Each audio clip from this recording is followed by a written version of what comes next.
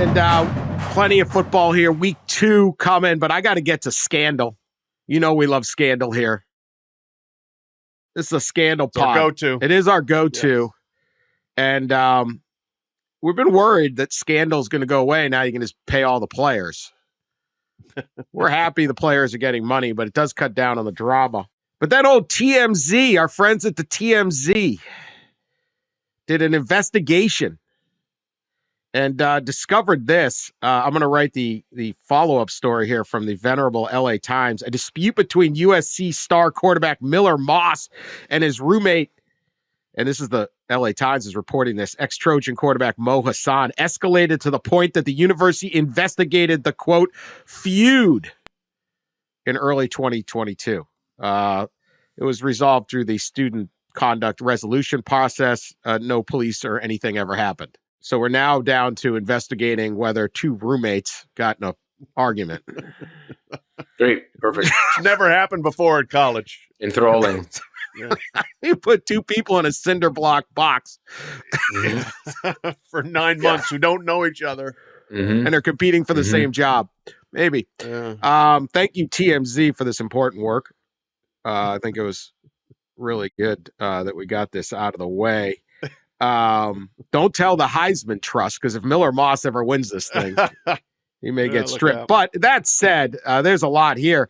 In the video, which was first obtained by TMZ, Moss can be seen telling someone off camera that he's going to steal this shirt, dude. So he's going to take his roommate's shirt. There's a T-shirt. Steal, maybe return. And then this is where it really gets going. He grabs a pillow off the bed. I'm reading this from the venerable LA Times. Placing it behind his butt and releasing what appears to be a fart. This was written in the LA Times. He took his roommate's pillow and farted into it. Again, Pat, diabolical behavior there. Miller has apologized, said he cooperated fully with the investigation by the school. What is happening, Pat? We can't have these things in college athletics. We cannot. This is a great danger to the fabric and the values of college sports when we have roommates passing gas on each other's pillows. I'm shaken. I'm shaken, Dan. I don't know how to respond to this. We did much worse things in college than pass gas on each other's pillows, I can guarantee you. There were much, much worse things that happened in our dorm room in our college home, which I won't get into right now. But good job. Good job, Miller Moss. You know, the old fart in the pillow routine. I like it. Does it stay in there hours later? I mean, not acceptable behavior. It's bad roommate behavior. I think we can all agree on that. However, like we said, what do you expect with a bunch of dudes in a dorm room? Yeah. It's jerk behavior, no doubt about it. But yes. What's the shelf life of that gas on the pillow? Like Mo Hassan, if this happened at 2 p.m, he comes back at 10. I'm thinking the danger is past. There's going to be no asphyxiation threat at that point. But what do I know? This is the kind of breakdown that the College Football Enquirer will provide you. Worth noting who Mo Hassan was, and maybe a little backdrop on this feud, quote feud. Now, he's most famous for playing at numerous colleges, never actually played at USC, including going to Vanderbilt, where he had 17 pass attempts in his career as a backup. Yet last year, he was the guy who claimed the Italian mob had come to him and offered him $300,000 to fix college football games when he was with the Vanderbilt Commodores, would be that's right. If he can fix games while not playing, he's worth a lot more than $300,000. He said, he said, this is his thing. He said the mobster came to him at Jason Aldean's Kitchen and Rooftop Bar on Broadway in Nashville. He was approached by a mobster who said other SEC players had been offered between $250 and $300 to fix games. He said Alabama was one of the schools. This is a quote from Hassan. He said, We regularly talk to guys at your position about fixing games. He named guys in the SEC who I don't want to say their names because they're in the NFL right now, but University of Alabama, I'll tell you that. He said almost every game in the SEC is rigged. Gee, I don't know. Anyone heard of any Alabama quarterbacks who went to the NFL? Yeah. Geez. Yeah, I don't know who would be on that list. I never heard of it. Secondly, I didn't see Alabama tanking a lot of games. Well, point shade. I don't know. Well, this is, then when everyone ripped Mo Hassan for saying he was offered, the mob's just tossing 300 G's around to backups at Vandy. He said, for those of you in my mention saying the mob doesn't need to pay off Vandy because we've lost a lot, you must not be familiar with prop bets. LOL. Okay. Still hard to engineer a prop bet from the bench. I'm curious how he did that. I'm going to only complete 40% of my passes. Oh, but what if you attempt 0 passes? I think this guy deserved to have his pillow crop dusted by Miller Moss. I think Miller Moss was doing the world of... He did a service. He knew early. He might have. He might have. The early call on this ridiculousness. If you had to live with a guy who's telling you these stories all year, you might get pushed over the brink. Free Miller Moss. I will say that now the other video of Miller telling people to just come in and take stuff out of Mo Hassan's closet. Great. Yeah, I mean, who knows what all the context is, but that's going a little further than, farting on the pillow. This guy's going to come into some money in a couple of years. What does he care about some clothes? He's about to make 300. Yeah. Fixing games, apparently. I forgot that was that Mo Hassan. Yeah. That's what makes me such an incredible host, to delve into the serious issues of college football. Mind like a steel Miller, trap. I got your back, buddy. I got your back. Not that way, but I don't want to live. I don't want to be your roommate. I can tell you that. But, strictly from afar, free Miller Moss. I'm on his side of this dispute, and I don't even know what happened. But his general principle, don't do what Miller did. But, things happen over the course of a year. All right, expectation game this weekend. There's a few of them, and this is what I want to talk about. What are you hoping to see or fearful of seeing from the following teams? Because there's some of this is I'm going to start with the game that will be over referendumed for sure, one way or the other. They're trying to downplay the culture war here. They're trying to downplay everything. Last year, I'm talking Colorado, Nebraska, of course. Last year, Deion Sanders said it was personal. There was some dispute because the Nebraska players stood on the Buffalo's logo. There was some upset because Matt Rule, when he took the Nebraska job, said this line: "There won't be a camera following me around. I want it to always be about the players."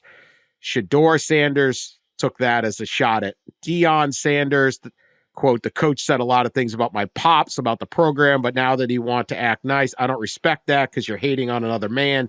You shouldn't do that." It was just all respect gone for them and their program. So it was kind of juicy.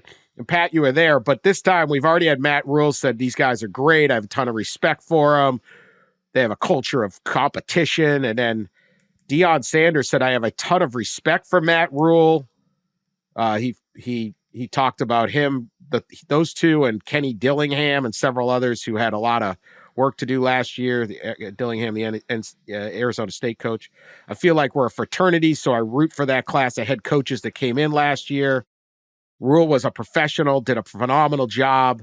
Although there's a little line here, maybe not the job he aspired to do, but a ton of experience, and I love what he's accomplished in his college coaching career." Anyway, they're downplaying it. I heard that, Danny. I heard it too. Coach Prime doesn't just... Anyway, they're tamping it down, but this is going to be overreacted too. I don't know. This is just words. But let's start with you. Ross, what is it you either expect or fear, or what do you want to see out of... Let's just start with Colorado. Well, I mean, my biggest thing in this game is the matchup of Travis Hunter defensively against Raiola and his receivers, specifically Isaiah Nayar, the new receiver at Nebraska. I think he had like 100 yards receiving or something in the opener.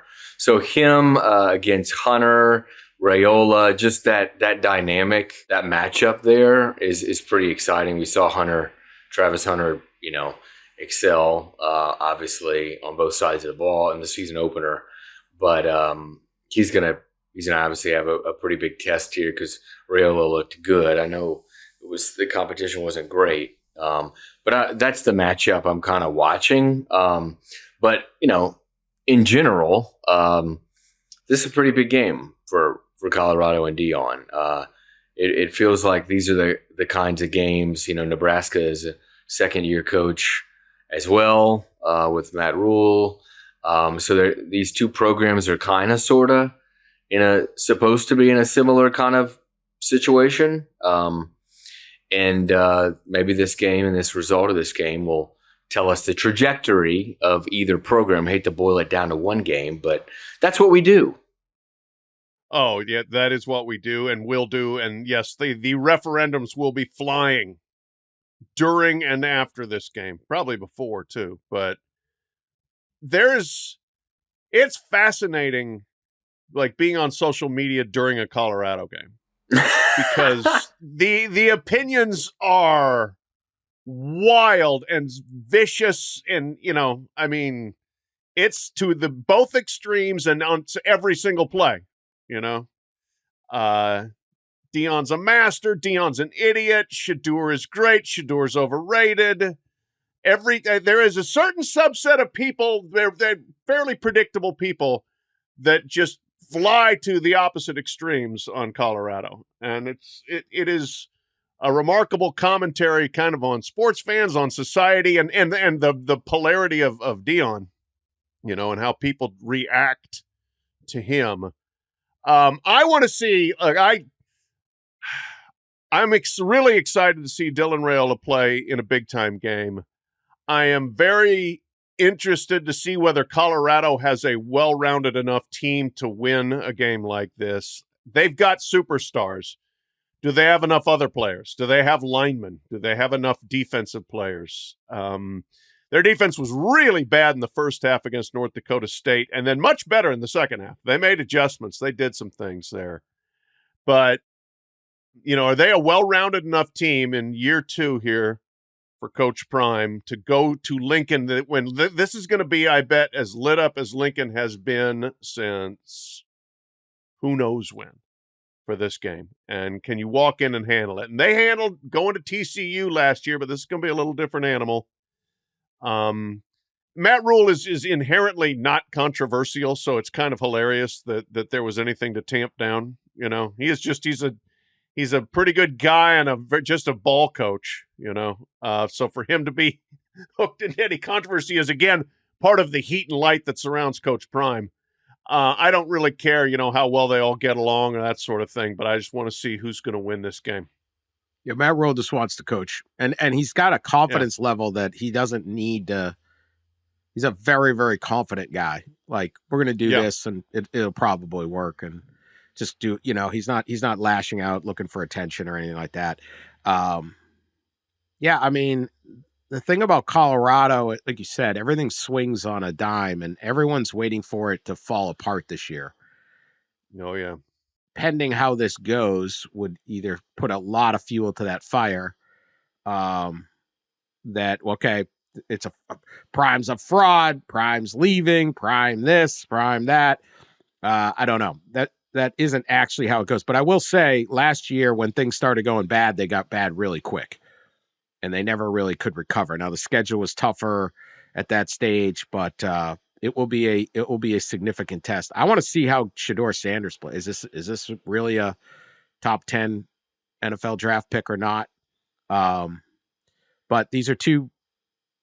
Prime has decided he does not want to try to go through the high school ranks. Does not seem to be something you'd be building long term. We've talked earlier this week about the you live by the portal, you die by the portal. You got to hit and hit and hit and hit, and we'll see if he's hit enough. I thought the North Dakota State game, I can't take much out of week ones. That's a quality program. And I know everyone was down. Oh, look at Colorado's not any good. Let's put a respect on the Bison. They're pretty well. So there'll be a significant amount. I guess we talked about what we're looking to see out of Nebraska here, but this is a big game. Neither team is ranked, and we'll get feels like a ranked game. It feels like it. It does. Yeah. It does. Yeah.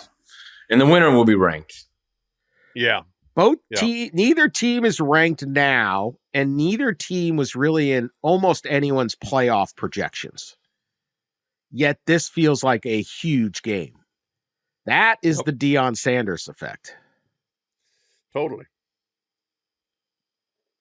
You'd hear a little, maybe Nebraska could get in there as like the fourth Big Ten team, or obviously the Big 12's wide open, but that is it. All right, Texas. What would you like? They're visiting Michigan, obviously, on Saturday noon. What would you like to see out of Texas, Pat? Or what would you be afraid of seeing? Well, the first thing I want to say there, elite uniform matchup. Texas road whites, to me, are the best road uniforms in college football. The Michigan home blues are maybe the second best home uniform behind UCLA, for my taste. UCLA all white. Subjective. UCLA all white. I like UCLA's powder blue at home better. That's pretty strong too. But anyway, the wildly subjective but completely, lightning rod opinions on uniforms. This is as good as it gets, and they've only played one time, and they were wearing these same uniforms. Vince Young ran around on Michigan in the Rose Bowl in 2004. Anyway, I want to see. I think Texas is a better team this year. They should be, especially early in the year here, while Michigan's still trying to figure out some things, especially at quarterback. So I want to see Texas go in and take care of business, handle this game. They proved a whole lot last year when they went into Tuscaloosa and won. So there's probably less to prove of Texas is back. Sark can win the big games. They've done that, but this is now you're going into a different part of the country, taking on the reigning national champions. There's going to be 110,000 people there. You're going to step up and not just win, but maybe dominate. There are touchdown favorites, a lot in Ann Arbor. But I think they've just got better players at key positions, or at least more proven players right now at key positions. The offense versus defense matchup is going to be excellent, because I think Michigan defense is excellent, and the Texas offense is very good, even with the running back injuries they've had. So I'm looking forward to that. So I'm not like Texas. I'm less curious, I guess, what I want to see, but I have maybe higher expectations. Yeah, Pat mentioned the Michigan defense. They are stout in the defensive front. It's got a couple of NFL players there on it. And Texas's offensive line is arguably the best in the country. Returned all but one starter. I think they have like over 120 career starts combined. I'm really watching that front. Everybody is anticipating that Texas will challenge Georgia and Alabama for the SEC championship this year. And in order to do that, you got to win at the line of scrimmage. And I think this will be a really big test to see if that Texas offensive line can do that in the SEC, if they can do it maybe on the road against this Michigan front. So in the trenches, Dan, the old in the trenches battle. I'm going to echo a lot of what Pat said. To me, this is an opportunity for Texas to show, we're going to win the national title. We're going to come up here and we're going to dominate this game. We're going to be the better team. This is a fully formed operation at Texas. They've got players everywhere. They've got depth. This was almost the championship game last year. I mean, they've lost on last play to Washington or something close to it. This is Texas at its best, probably since the peak of the Mac Brown era. And I look at Texas and say, this is kind of what Michigan was last year, where you just look and go, where's the weakness here? Michigan if you're good, if you're national championship good, you should be able to handle Michigan even up in Ann Arbor. And so that's what I want to see. If Texas is serious, they can make a massive statement about who they are, and we're that old time team that's just, we don't need to find anything. We're here for the season. We're rolling, and we could go undefeated or something close to that. So that's what I'm going to try to find on Texas. I think they need to have a big game here. Mm-hmm. I hear you. It's a bit of a parallel to when they won the national championship in 2005, when they went to Columbus. I believe it was the second game of the year as well then, and showed who they were. Like, okay, that is an elite group going into a Big Ten atmosphere and handling it. And I remember Limas Swede, I think, was the hero catching passes from Vince Young. I was there for the game, but it kind of feels similar to that, where Texas has built to this point, and now, okay, you go in and show who you are. All right. How about Michigan, Pat? What do you want to see? Offense, passing game. What do you got? Davis Warren, can you make some plays? If not, Alex Orji, can you make some plays? Can you throw the ball downfield? What's the level of evolution there from week to week? It's so interesting. Last year, J.J. McCarthy was very good, but wasn't asked to carry a lot because the running game was so good. And then the defense obviously was so good. What you said, Dan, they didn't have weaknesses. They didn't have to have somebody carrying the operation. This year, it sure feels like this would be a nice time for a big game for Donovan Edwards, who has had flashes of incredible play, but also very inconsistent. And so I am curious to see. He had 11 carries for 27 yards, which last week against Fresno, which kind of goes back to what he was for most of last year until he completely blew up in the championship game. Can you get him loose? Because once he's loose, he's awfully hard to catch. I think they need somebody to step up and say, I can make big plays. Colston Loveland could also do that, but tight ends are, it can be hard to dominate a game from that position. Yeah, as great as Davis Warren's story is, former walk-on, Dan wrote about it earlier this week, cancer survivor, 118 yards, 15 of 25, not gonna get it done, which he had last week against Fresno. That's going to have to improve. Michigan's passing game is going to have to be a lot better, because as good as Michigan's defense is, I think Texas will be able to move the ball at least some, and Michigan's going to have to score more. They're going to have to find a better passing attack. This quarterback situation at Michigan could be a real issue. We see quarterback competitions like this sometimes drag into the season, and it doesn't often end well. If you have two quarterbacks, you don't have any. So it'll be interesting to watch how they use these two. I know Alex Orji played like 10 snaps last week. They used him on the ground a little bit more than anything. But this is an interesting dynamic, what's going on there at Michigan. And of course follows, right, the championship season and JJ and all this stuff. And now you kind of drop down to this. And that's going to be interesting to watch against a Texas defense that's pretty, even though it's their first year in the SEC, pretty quintessential SEC. They've got fast and they're athletic and they're big. Heck of a challenge. Absolutely, quarterback's been the issue the whole time. This is not the J.J. McCarthy, Cade McNamara battle from 2 years ago.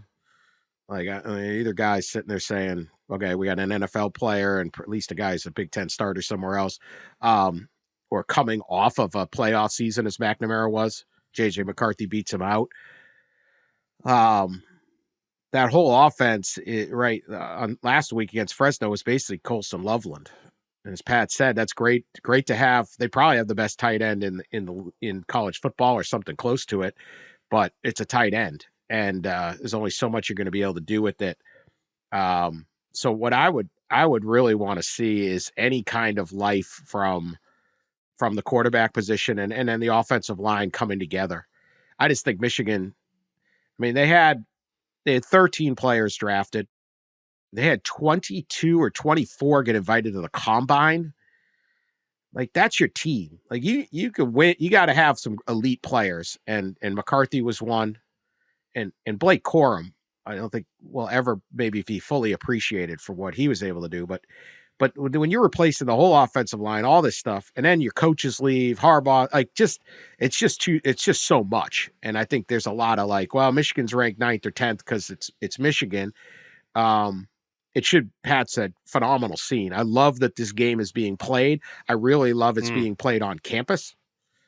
Yes. So much better than in Vegas or Chick-fil-A, Atlanta. Yeah, this is a quintessential like neutral site matchup you normally see, right? Texas and Michigan. No way they're going to play at home and home, and lo and behold, thaintfully we've got a home and home. So much better than a neutral site. I mean, it will be an absolute scene out in Ann Arbor, and I don't think but I think Michigan's got to show some. To me, Michigan's about a development this year. Ride that defense until they get an offense together.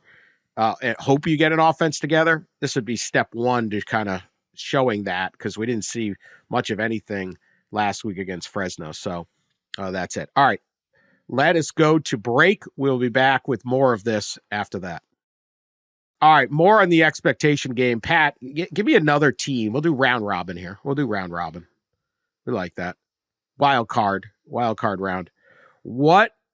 Give me a team you need to see something from this weekend. Oregon.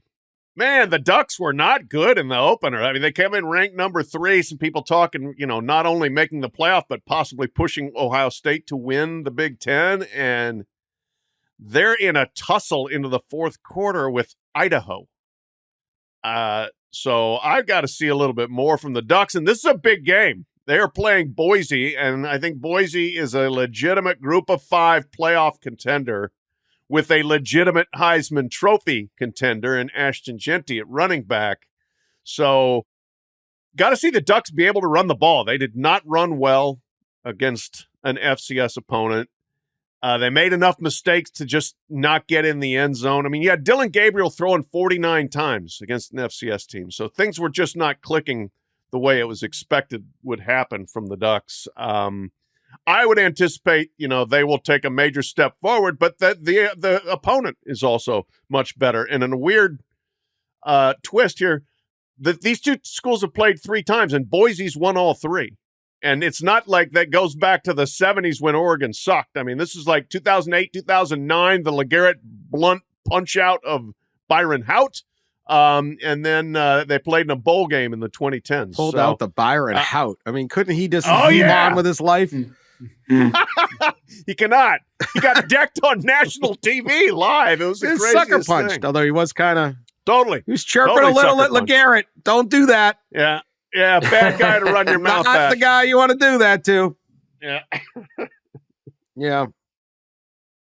Agree on that, Ross.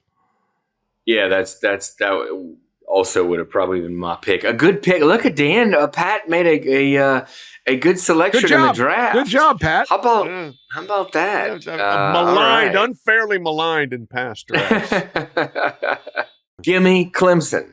I want to see Clemson against App State in what could be an interesting game. We saw Clemson play Georgia. There's been a lot made this week of Dabo, the transfer portal, the decline of Clemson, all of this stuff. It seems like every time that happens, that we hear that buzz and all that, they end up coming and winning 5 straight, and then Dabo gives us the line of buy stock in the Tigers, Dan.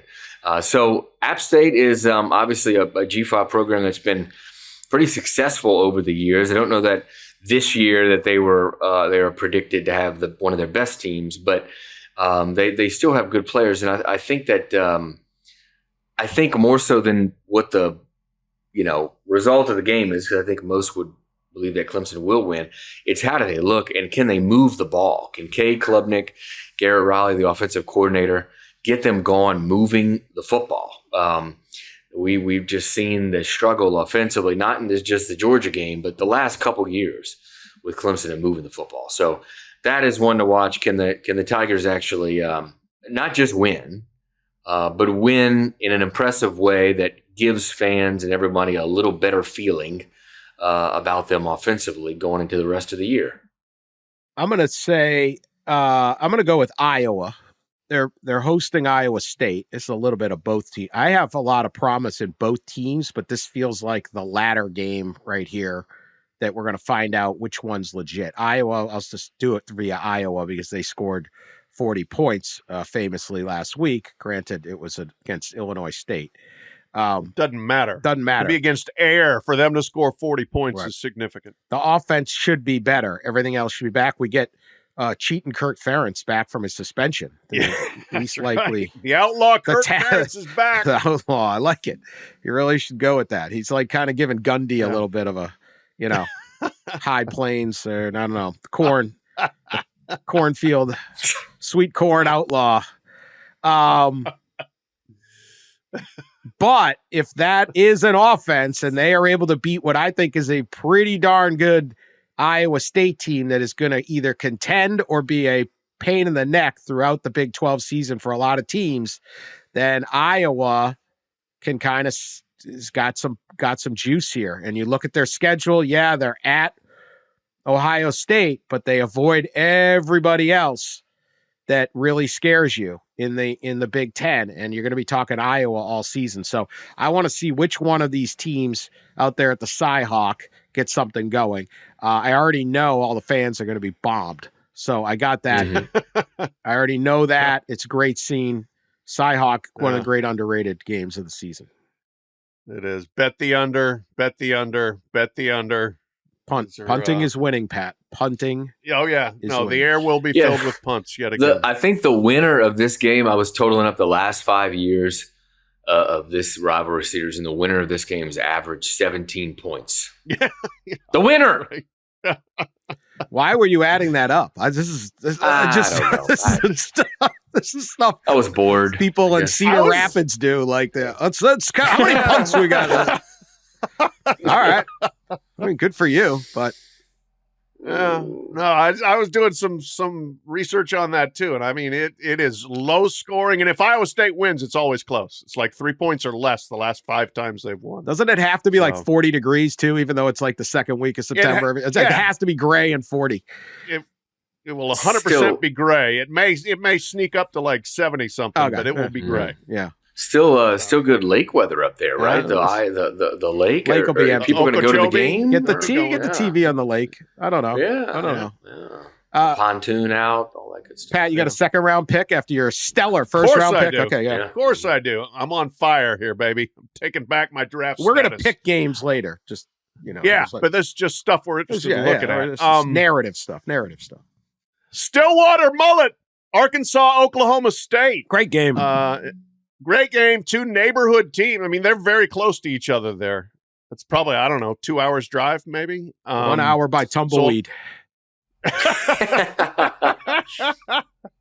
lot of hog people will be making the trek west, I think, to Stillwater for that. Did you see where Gundy is doing his radio show now? From a senior care facility? So good. Classic Gundy, I mean, and he, to a degree, he's already like an angry old man. He's lost he's with his people. Concern. Yes, he's lost any concern about what anybody thinks about anything he says. So he just popping off left and right. And I showed a picture of him sitting there in front of a whole bunch of people wearing their orange T-shirts. They're like, yeah, that's right. Coach Gundy's telling the truth. A little bit on this. No, wait, hold on, because this is a great story. How about the poor Sooner fan that checked into the assisted living facility to live out his days, right? A place for mom, right? A place for mom. This looks like they have nice nurses, and there's a little, we have bridge club and book club, and then all of a sudden they're a big Sooner fan, and every damn week the mullet shows up on Tuesday at 10. They're just upstairs raging. Jumping on their, go Sooner mess, go Sooner 86. This is how. That's right. Also, that's just tremendous. But I do applaud after Gundy's 1,000 times drinking beers and driving. Much better than doing this at one of those Stillwater bars. I like this. This is where you get an audience. Yeah, you can go have some creamed corn and some steamed broccoli at lunch. Another question from Millard or whatever. There's no Tyler from Spartanburg down there. They're going to be nice. Oh, no. Maybe not. That's right. Well, that's true. But, yeah, I know somebody that actually went to school there when it was called Oklahoma A&M, probably asking him questions. But anyway, for the game itself, is Arkansas significantly improved or not? They scored 70 against poor Pine Bluff. You know, that was a mismatch. Doesn't tell you anything. But Bobby Petrino, game plan. What's he bringing to Stillwater? Again, then Ollie Gordon, what's he going to do for Oklahoma State there? And Alan Bowman, they got their resident like mid-20s quarterback for the Cowboys. That's another one of those feels a little like a ladder game to me, Dan, where winner has some legitimate optimism. Loser's like, maybe we're not as good as we thought we were going to be. I'm going to take Tennessee and NC State. An interesting matchup. They're playing in Charlotte, neutral site game. And obviously perhaps the best player on the field is Nico, quarterback at Tennessee. Last year kind of last game tore it up it was just against Chattanooga, but over 300 yards, 3 TDs. The stuff coming out about him has been pretty incredible. You just hear what he's like in camp and in the off season. There's a ton of hype. I don't know that there's been a quarterback that has signed with more hype than this kid in a while. And part of that is because of NIL. We all remember a couple of years ago about the price that was paid allegedly in NIL money to him, a couple $1 million a year. So this is, to me, this is the guy to watch. Dan, I know you like him, or at least like his prospects to excel.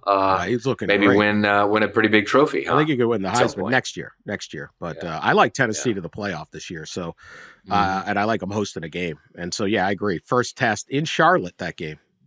Going to be an interesting one. It's that Duke's Mayo matchup. Kickoff game. Sometimes first week, second week. Yeah. Do they do Mayo? Yeah. There will probably be some mayo involved. Yeah, I would imagine so. Big mayo. Because they throw mayo on every sandwich, unless you tell them not to. Yeah, that's right. No, that's going to be. And a lot of hype for NC State, too. Well, yeah, I was going to say NC State, we saw last week. They struggled against FCS Western Carolina. Struggled to block. So this will be interesting. And another thing to watch with Tennessee. And I like Dan's pick of them, being a playoff team, because they not only have this offense with this quarterback, but their defensive front, maybe one of the best in the country. A couple of potential first-round draft picks, including James Pierce. So that should be a good one. I mean, again, the expectation is Tennessee should win that game, but it's an interesting matchup, SEC, ACC, and watching that one. So I'll give you one game. It's Michigan State, Maryland. Michigan State's visiting Maryland. I know this isn't probably top of mind for many. For Michigan State, I want to see what Jonathan Smith did. Not a great opener they had. The offense wasn't great. All that, whatever. First game, first coach. What kind of progress is Michigan State going to have this year? And it's the first kind of test for Jonathan Smith's program. And I want to see what Maryland does. And Maryland is continuing to make moves with Mike Locksley that we have seen. This is a game they should be able to handle. But how close is this? Where does Michigan State rank up? Going to be an interesting result both ways. Maryland could win, and it's a close game, and I'd feel pretty good if I'm a Spartan. But I think I like that one in the Big Ten. Kind of similar. We're going to move on to other stuff, but South Carolina, Kentucky. A little bit. Kentucky, if they're for real as we think, I think Pat's had them as a dark horse playoff team, should be able to handle South Carolina. But where is the South Carolina program right now? So those are a couple kind of under the radar ones that I think are pretty interesting to look at. One note: Florida is going to start DJ Lagway against Samford after the disaster in the swamp. Last week. I'm not surprised. Lagway looked super talented. And listen, if you're going to go into this season, you got to do something. They got to put talent on the field. And so if this is going to be salvaged for Billy Napier, I would play Lagway too. This gives him a chance right off the bat against Samford to kind of take over for Graham Mertz. He's also walked back some quotes. The quote he said, he was frustrated with the, obviously the situation. He mentioned the team needed to not care, quote, what some guy in his basement is saying in rural central Florida on social media. Very specific. Yeah. Yeah, some people in rural central Florida is like, you talking to me? Yeah, well, as Paul Feinbaum appropriately pointed out, not a lot of basements in Florida. No. You dig down, you're underwater. No. So I don't know where he got that. And what is the problem with basements? What do you got against basements? Why does everyone hate the basement? It's dark and dingy. Like, do you lose sensibilities if you're in the basement? I think you do. Maybe you lose. Yes, you're underground, Dan. Guy, go ahead, Pat. The inference is, of course, that you are a deadbeat child still living in your parents' basement. Yeah, that's right. That's the cliche here. Well, but some people like their basements. I mean, I've been in a lot of people's basements. They're little party basements. I like my basement. Fun. Yeah, mm-hmm. And there's a lot of basement bars are good. Basement bars, basement offices, not as good. Right. First off, if they said the Gators sucked last week, I don't care what floor of the house they were on. They were right. They were right. Yeah. Those people in their second floor rural central, urban house. South Florida. Yeah. If you were on in their South Florida mansion. Yeah. Can go to the second floor of Mar-a-Lago. It was appropriate, but not in the basement of some Billy Napier. Obviously didn't explain myself the way I should have there. I want to make it very clear. There's no reference to our fans. I was just talking specifically about life in general. Our young people live in an era where social media is part of their lives. Indeed. It can be tough out there on all that. So we've got that. Hey, Dan, one more thing in terms of matchup I'm looking at. I am wearing an Eastern Kentucky shirt right now. EKU plays at Western Kentucky, ancient rivalry in the state. Yeah. It's a Western Kentucky whiteout game. They've planned, everybody wear white, team's going to wear white. Oh, except Eastern Kentucky is exercising their option as the visiting team to wear their road whites and to make Western wear red. Western Kentucky, not very happy, but that's the kind of petty you want from an in-state rivalry. Doesn't have to be Alabama-Auburn for there to be petty. EKU versus WKU. Yeah, they don't like each other. I saw that statement was great. Yes, a passive-aggressive statement from very, very much. Eastern and Western, man, battling it out. Kentucky, they're looking for reasons to fight. They're looking for reasons to throw down. The whiteout. Always. All right, we'll be back right after this. All right, let's actually pick these games. Race for the case time. We have look who's leading the standings. Me, 4-2. Definitely not me. No, 1-4-1. I'm sure I'm last. You are last. 1-4-1. Pat 2-4. Joe 3-3. Hell yeah. Yeah. So I'll take my glorious first place so far. Texas giving 7. We've got in here against at Michigan. I've seen it 7.5. Games at noon on Fox out of Ann Arbor. Ross, who you got? This seems like a big number, especially on the road at somewhere like Michigan, but I really like Texas. We talked about it earlier in the show. I know that Michigan's defense is pretty stout, but I just don't think Michigan's going to be able to score a lot on Texas. So if Texas can get to, into the 20s, 20, 24 points, I think they can win by 7 or more. So give me the Longhorns to, on the road, cover that one. Yeah, I've changed my mind. I thought the spread was too much, and I was going with the home dog. But the more I've gotten closer to this game, I agree that Michigan's really going to struggle to score. I think it's going to be low scoring. That's why the over/under right now I think is 42.5, and that sounds about right. But I'd maybe even go under that. I could see Texas winning that one like 21-10 or something. So I'm going to take the Horns and give the point, especially now that it's gone down to a flat 7 as opposed to 7 in the hook. Pat, you had my thoughts exactly on this one. That Michigan offense is brutally just awful to watch. And I don't know if they're going to be able to pick up any steam going into this game. This Texas team looked really good against Colorado State. So taking Texas to cover 7 feels capable for them. And if they win by 10, it's not really a blowout. Feels like a pretty handed win, a confident win. So I'm going to take Texas as well to cover that 7. Yeah, hook them. I agree with all this. Michigan would have to prove to me they got an offense, and if they want to do that on Saturday, then go right ahead. But until then, I'm taking Texas in this one, win, cover, and probably win handily.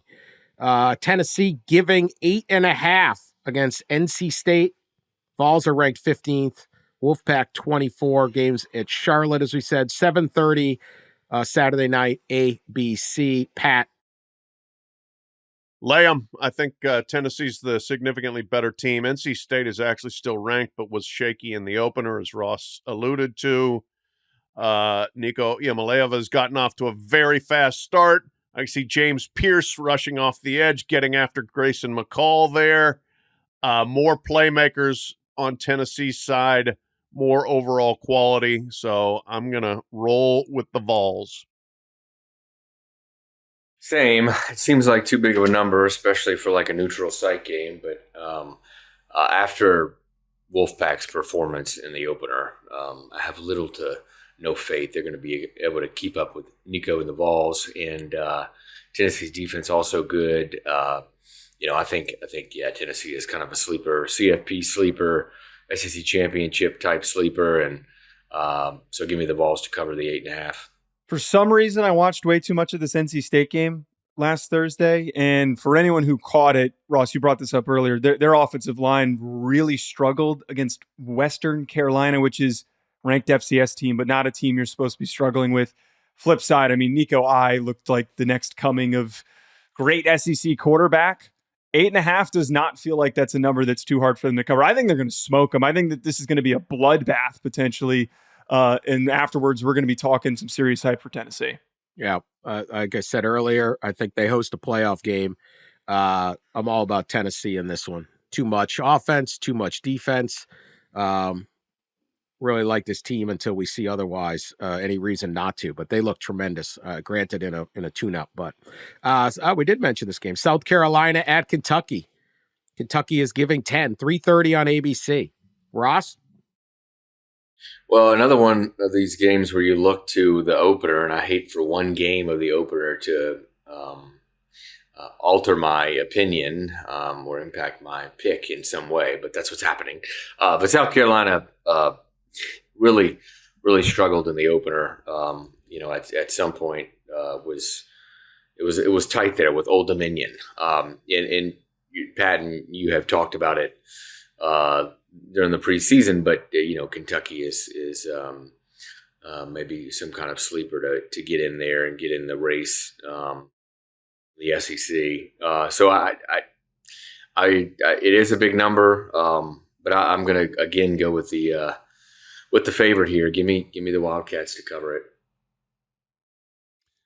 I'm actually gonna go with the Cox here to cover the 10. I think that's just a little bit too much. It feels like probably a touchdown game. This has been generally a pretty close competitive series. South Carolina's won the last 2 and 3 of the last 5. And Shane Beamer tends to hit the high notes. I'm not saying they win, but I think he's got his team ready to play as well as South Carolina can. And Kentucky, under Mark Stoops, has won a lot of games, but they've also let a lot of teams that aren't as good as they are hang around. They do tend to play a little bit to the level of the competition. So that's why I'm anticipating this being close. So Kentucky wins, South Carolina covers. I'm taking Kentucky just like Ross did. Man, they looked like a freaking mess against Old Dominion. And it's not like one of those games for me where you watch them go up against G5 and maybe they're still figuring stuff out, new quarterback, but they could barely throw the ball. Nick Harbor, who's supposed to be the star, doesn't even get any touches. Their defense looked really good, but they couldn't block against Old Dominion's front 7. Kentucky's got a really good defense, and I think that they're going to expose them. 10 almost feels light. This could be really on a splattering watch to be a lopsided game. All right, that was a good. He had some good points. Joe had good points. Thank you, See, Joe actually is paying attention. Actual substance. All right, I'll take. Well, I got to say, he was only 3-3 the first week. You can't. But you nailed the Clemson Georgia game. You crushed that call. I got that one right. All right, I'm going to take Kentucky. I don't know. This 10 is tough. I'm lone cock. You sound so confident, Dan. Just if I could do it again, just so Pat wouldn't say that, I'd take South Carolina. I already hate my pick. What the heck? There we are. All right, what do we got next? We got Colorado at Nebraska. Nebraska's giving 7.5. Pat, go first and redeem yourself. This one I am purely going with the theory that Deion zigs when everybody else zags, and when you think he's done, he produces. When you think he's great, he underproduces. So I'm saying they cover. They might even outright win. I would expect Shedeur Sanders to play excellently. They've got playmakers. They make plays. If they can get enough stops defensively, that's the big question. But taking on a freshman quarterback, maybe Dylan Raiola makes a couple mistakes and Colorado's in it. And the longer they're in this game, the more the pressure shifts to Big Red. So I'm going to take Colorado to cover and possibly win outright. I'm not meaning to do this, but I think this is 4 in a row of taking the favorite, but just one of those weeks. Given my record last week, I'll do anything to change how that went. So give me Nebraska. I think they'll cover at home. I think Raiola has a big day. And I think the Deion train is heading downward. I'm going to take Colorado at the very least to cover. Feels like a game where he's going to rally everybody. Deion's going to rally everybody to be hyped up for this matchup. As we know, he's always looking for a way to, them against the world, and this is the perfect situation. 7.5 points feels ridiculously big. And the other thing that I keep coming back to with this, Dylan Raiola, true freshman, as exciting as he was against UTEP, I'm not going to put my faith into that kid to cover this spread and to win by over 7 points. At the very least, Colorado loses by, let's say, maybe a field goal, and they're able to orchestrate enough big splash plays like they had against North Dakota State to get back into it if there is any separation. I like Colorado. That's too many points. I'm just going to take Colorado getting those points. I don't know what's going to happen, but I think it's going to be a close game. And I did not think they were that bad against North Dakota State. They got to be better, but that was an excellent tune-up for them. So I'm going to take Colorado with those points. Arkansas at number 17, Oklahoma State. Cowboys giving 7.5. Game is noon at on ABC. The Colorado-Nebraska game 7:30 on NBC just before. But noon, you can watch Razorbacks versus Pokes. I don't know who goes first. Ross? Yeah, this one I am taking the underdog. Give me Arkansas. I like the way Taylon Green played last week. Bobby Petrino's first game as an OC last week. They look really good. And even though they're on the road, Oklahoma State, one of the favorites to win the Big 12, I think they stay within certainly a touchdown, if not winning the game outright. So I think the Hogs are back, Dan. Back. All right. Oklahoma State does not tend to be a fast starting team in the season to start the season. Remember last year they kind of muddled in their opener against Central Arkansas. They got smoked by South Alabama. So I'm anticipating Arkansas maybe being just a little sharper here, and that is a hallmark of a Petrino offense. Those offenses tend to be ready from game one. He puts in a lot of offseason work, and I think that the Hogs are ready enough to cover the spread there. So I'm rolling with the Razorbacks, as was Ross. I know this game has nothing to do with this, but I can't help keep coming back to the Vanderbilt game where we thought Virginia Tech was going to be this really good team. They're probably good for ACC standards, but it reminded us that if you're a quality competitive SEC team, you're going to be able to handle yourself in these situations against the Big 12 and the ACC. 7 points feels like a lot. I actually wouldn't be shocked if Arkansas doesn't pull out this upset and win this game. Taylon Green and Jaquindon Jackson's a perfect doing for what Petrino looks for in his offensive attack. So maybe they pull out this upset. I think there's certainly a possibility for it. Too many points again. I'll take Arkansas. Very similar to call. I think they'll be close, and I think they could win it, but they're going to score points with Petrino. And this team's been doubted, written off, everything. I'm just going to give Arkansas the bit. All right, lock of the week. Joe, I think you already have one, so you want to go first? Well, yeah, I wrote this down to get ahead, but all right, I got some great analysis here for this one. So this game against he's preps. Look, he preps, Dan. A little too. The rest of us are like, what's the spread? What's Middle Tennessee? Scrambling over here. I mean, I already put money down on this one. I feel so confident. I got trucks backing up down the alley. This game against App State for Clemson, 17-point line. But does this not feel like the perfect opportunity for Dabo to just light up the scoreboard for no reason against the G5 opponent, and then to show up in the press conference on Monday and tell everybody off and say, oh, you were trying to tell me I need to go in the transfer portal. Look what we did against App State of all teams. So this feels like the total, hey, everybody, look at me. Stop blaming me for leading this program into the ground type of a situation for Dabo. How about that? He buries Clemson one week and then raises them the next. I don't like Clemson. Fickle media. Fickle media. You don't like Clemson. Anti-Clemson. All right. I'm going with Marshall getting 20.5 against Virginia Tech. And this could blow up spectacularly on me if Virginia Tech, gets religion after the loss to Vanderbilt and stops making mistakes and just plays better. They might well cover 3 touchdowns. But keep in mind, Charles Huff, coach at Marshall, is a big game hunter. Beat Notre Dame in South Bend. Beat Virginia Tech last year. Nearly beat NC State last year. Lost by 7 there. He gets his teams ready for the P5 games, and they think they'll be ready to go into Blacksburg and at least keep it close. He talked to him a little bit in the offseason. He thinks this team has a chance to be pretty good.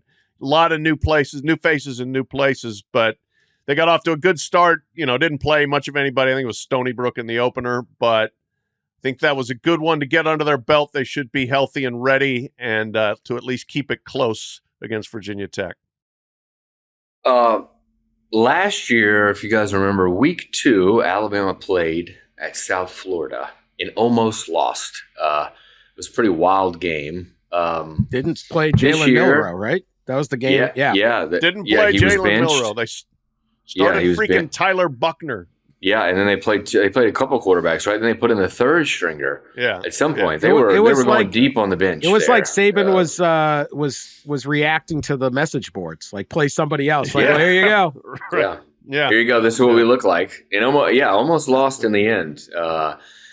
This year they'll host South Florida, and if you watched Alabama last week, boy, they looked really good. And I know they didn't play the toughest competition, but they're a 30.5-point favorite at home against South Florida. Give me the Tide to roll and cover the 30 this year. It's not going to be close. Kalen DeBoer's got the guys playing well. Jalen Milroe lit it up last week. I think that we'll see a big Tide win here. Not going to be a replay of the 2023 game down there in Tampa. So I'm going to take Boise State, get 19.5 at Oregon. We mentioned this game earlier. Oregon's got a lot to prove on offense. Boise State went to Georgia Southern, played really well, won a game. They can run the ball. They can shorten the clock. 19.5. I don't know if the Broncos win. It would be a monumental victory in terms of both just beating Oregon, shaking up a playoff chase and putting a lot of pressure on Oregon now to do really well in the Big Ten, and set Boise State up as the Group of 5 potential representative. I mean, just a massive game, all of that. But you're giving me 19.5. I'll take it. I'll take Boise State on that. I wanted to pick Vanderbilt, because our favorite QB, Diego Pavea, mentioned that he and his offensive linemen have bonded over going to Raising Cane's all the time. And they're big fans of the butter on both sides toast. And he noted he may be gaining weight during the season. But I like a team that bonds over Raising Canes, but they're playing Alcorn. There's not a spread. To me, if you're at Raising Canes all week, you're going to win on Saturday.